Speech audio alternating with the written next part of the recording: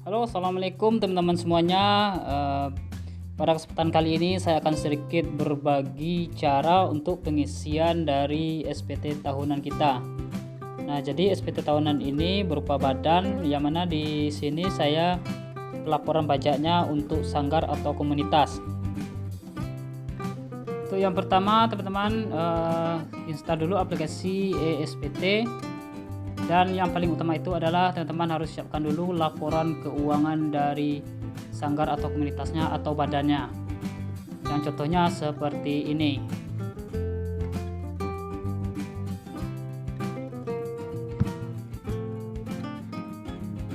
Baik, kita lanjut untuk login dulu. Kita masuk. Nah, di sini administrator.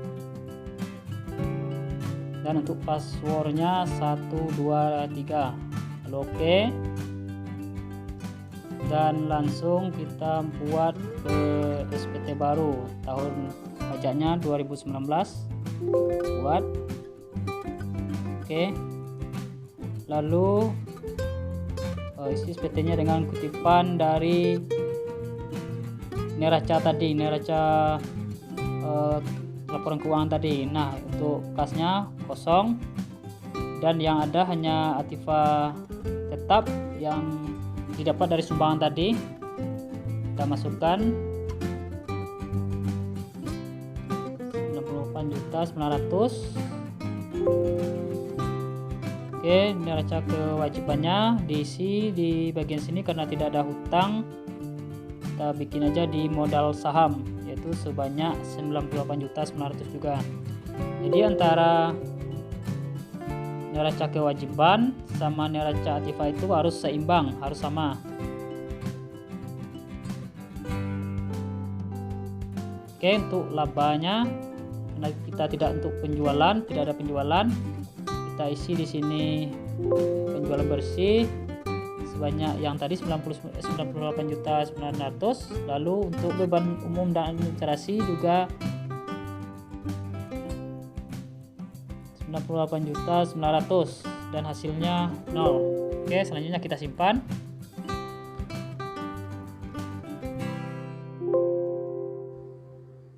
Lalu kita tutup dan langsung ke SPT lampiran khusus dan daftar penyusutan.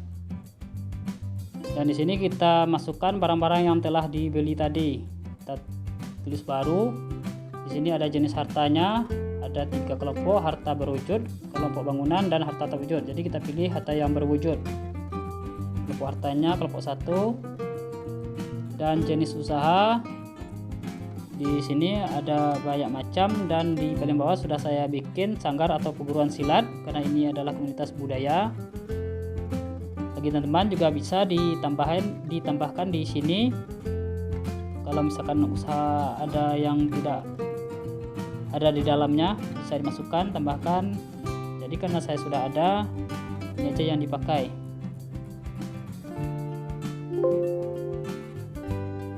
Lalu kita pilih yang tadi, yang sanggar atau perguruan. Dan nama hartanya di sini teman-teman tulis karena sini telah ada. Langsung saja kita pakai dari pakaian tari gelombang, dan tahun perolehnya itu sekitar bulan Juni 2019, dan garis lurus tuh penyusutan komersil, fiskalnya garis lurus juga. Untuk harga perolehan itu sekitar 10 juta, dan hasilnya sudah kelihatan penyusutan tahunnya. Dan catatan di situ untuk 30 setel pakaian tari gelombang. Kita bikin di sini catatannya biar nantinya ingat untuk pelaporan selanjutnya. Lalu kita simpan. Dan kalau misalkan ada yang lain bisa juga ditambahkan, teman-teman. Dan untuk saya kali ini hasilnya seperti ini. Nah, ini sudah selesai diisi semuanya.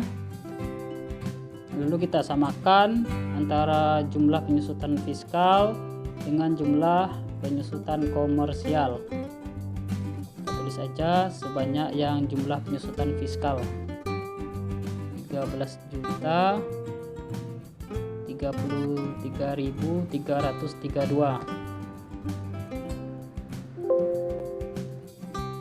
Dan di sini sudah kelihatan kalau selisih penyusutannya itu adalah 0. Lalu kita tutup dan lanjut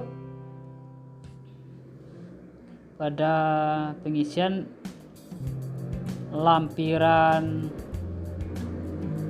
Mulai kita dari yang paling bawah yaitu lampiran 6. Kita buka dulu. Nah, di sini karena tidak ada penyertaan modal dari perusahaan lain, kita tutup aja, kita kosongkan. Lanjut pada lampiran 5. Nah, di sini ada untuk pemegang saham, tapi untuk sanggar saya dibikin aja untuk daftar susunan kepengurusan. Kita bikin dari NPWP ketua.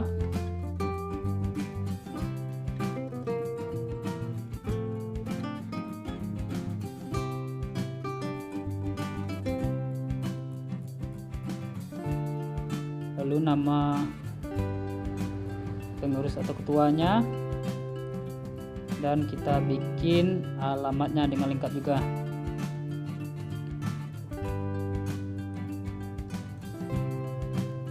Nah, dan di sini jabatannya sebagai direktur atau sebagai ketua di komunitas. Lalu simpan. Dan di sini bisa teman-teman tambahkan juga dengan sekretaris dan bendahara. Karena di sini hanya ketua, kita tutup aja dulu. Lalu kita tutup. Kita lanjut ke lampiran 4.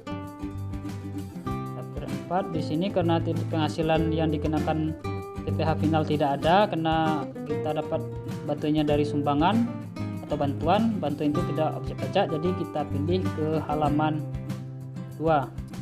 Nah, itu bantuan sumbangan sebesar 99.900.000. Nah, ini total keseluruhan bantuannya.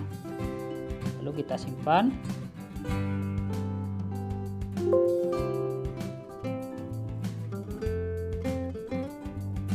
Kita tutup juga.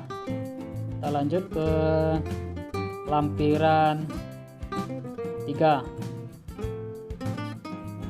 Nah, di sini khusus bagi teman-teman yang ada pembayaran pajak harus dituliskan di sini. Karena ini tidak ada, kita kosongkan aja. Kita lanjut ke lampiran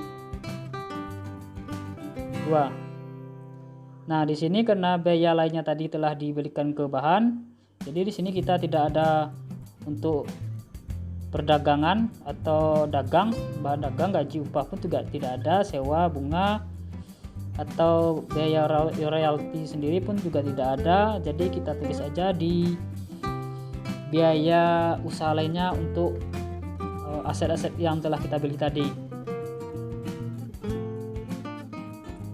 Kita tuliskan sebanyak 98.900.000 rupiah.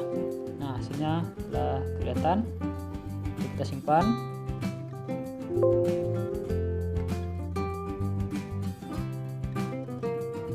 Kita tutup juga. Lanjut pada pengisian lampiran 1.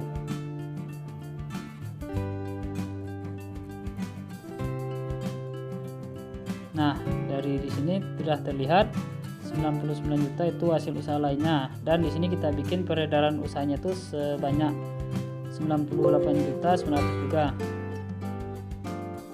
Lampiran halaman 2 kosong, dan lampiran halaman 3 juga kosong. Lalu kita simpan aja.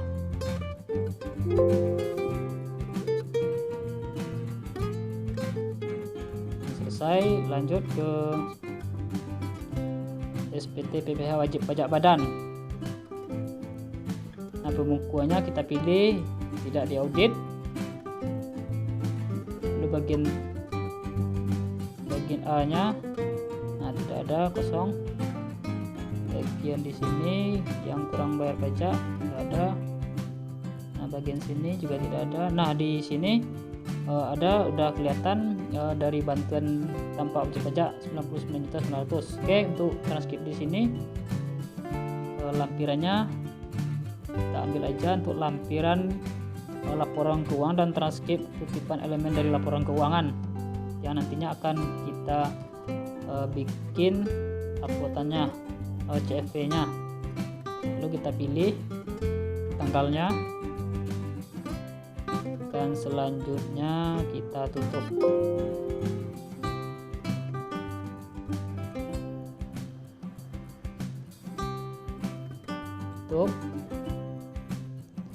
Dan sekarang kita lihat di SPT Tool, lalu lapor data SPT ke KPP, dan di sini kita bikin file CSV-nya.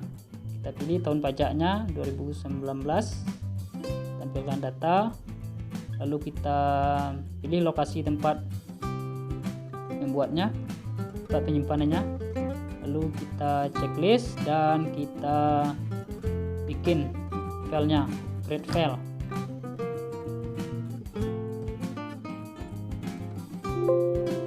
Nah, sudah berhasil disimpan dalam bentuk CSV format.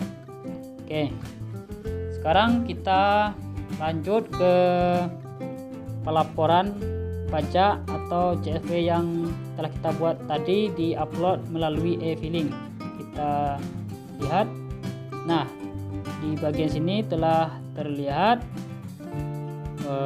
file CSV yang dibuat tadi. Lalu kita samakan antara nama laporan CSV dengan keuangannya. Dan bagi teman-teman, pastikan untuk laporan keuangannya itu di sini ada dua, antara laporan kegiatan sama laporan neraca atau laporan keuangannya. Itu dibuat dalam satu PDF. Sekarang kita rubah dulu namanya, ambil dari nama CSV-nya, lalu kita copy, kita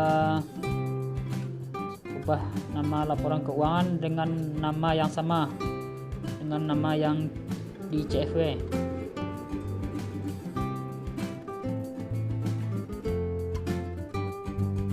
Nah, sudah kelihatan sama antara file PDF laporan keuangannya dengan file CSV-nya. Oke, sekarang kita lanjut ke laporan e-filingnya.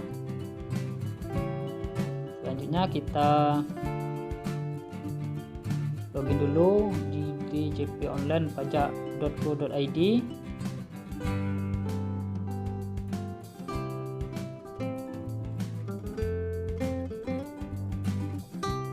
Lalu kita isikan nomor NPWP badan kita atau NPWP sanggar kita.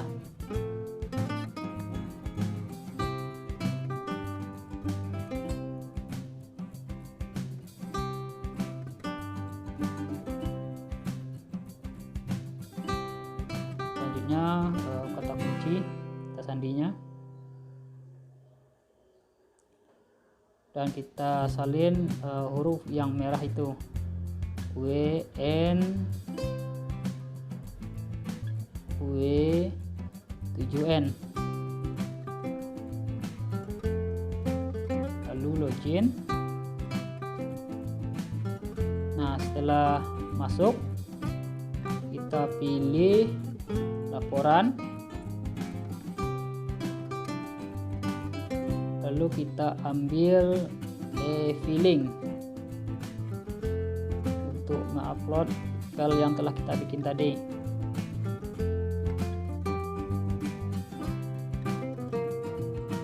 Lalu di sini sudah kelihatan pelaporan yang tahun 2018 kemarin. Oke, kita buat SPT laporan tahun 2019 nya, lalu kita pilih file CSV yang telah kita buat tadi. Oke, nah selanjutnya untuk lampiran 1 yaitu laporan keuangannya yang telah dirubah juga tadi, namanya sama dengan nama CSV.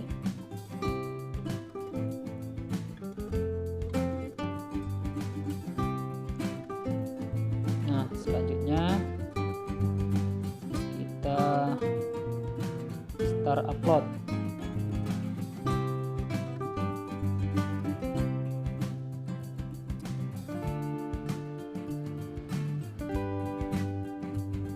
Nah, proses upload selesai. Selanjutnya verifikasi ya, lalu kita ambil kode verifikasinya. Nah, SPT berhasil. Lalu kita klik di sini dan kita pilih email atau SMS juga bisa ke nomor handphonenya. Lalu oke, di sini saya pilih email dan sukses pengirim email dan kodenya seperti ini. Kita salin ke bagian kolom sini.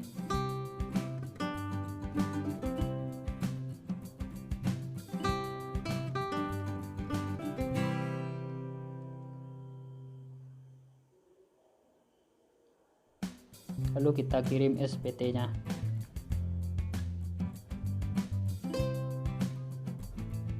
Nah, sudah selesai, kan puas. Dan SPT tahunan badan kita atau sanggar perguruan silat kita telah terlaporkan dengan sukses dan statusnya itu nihil karena di sini tidak ada kas dan tidak ada PPh yang kurang bayar. Oke, mungkin teman-teman cukup mudah dan ringkas untuk cara seperti ini. Mudah-mudahan ini bermanfaat dan jangan lupa untuk selalu dukung channel ini dan sampai ketemu lagi di video selanjutnya.